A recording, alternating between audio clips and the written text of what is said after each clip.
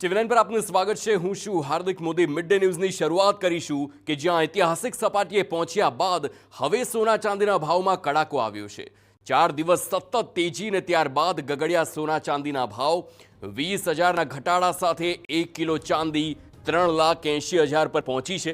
10 ગ્રામ સોનાના ભાવમાં 6,000નો ઘટાડો છે। 10 ગ્રામ સોનાના ભાવ 1,60,000 પહોંચ્યા છે। ઉલ્લેખનીય છે કે ગઈકાલે સોના ચાંદીના ભાવમાં રેકોર્ડ બ્રેક સપાટીએ પહોંચ્યા હતા। MCXમાં 1 કિલો ચાંદીનો ભાવ 4 લાખને પાર પહોંચ્યો હતો તો 10 ગ્રામ સોનું પણ પોણા 2 લાખની નજીક પહોંચ્યું હતું। પરંતુ આજે બંનેના ભાવમાં મોટો કડાકો બોલાયો છે।